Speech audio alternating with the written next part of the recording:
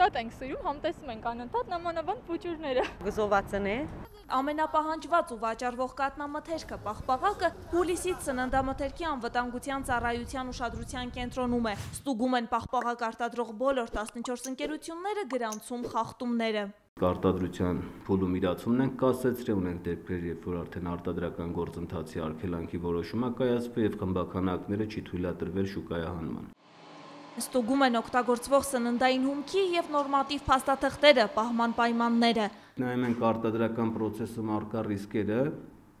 մենք ըստ դրա գնահատում ենք, թե որ պաղպաղակը պետք է ստուգենք։ Եթե պաղպաղակը պատրաստվում է նույն հումքից եւ արտադրական նույն process-ն է, ապա անվտանգությունը ստուգելու համար մեկ արտադրանքի նմուշն է բավարար։ Թիրախայինա, պլոմբիր տեսակի պաղպաղակը կամ սերուցքայինը կամ կաթնային պաղպաղակը, որովհետեւ հիմնական կեղծումը կաթնամթերքի իրականացվում է կաթնայողի փոխարինումով։ Արտադրության փուլում հայտնաբերված վտանգավոր արտադրանքի իրացումը կկանխեն։ Արտադրական գործընթացն ենք ժամանակավորապես կասեցնում,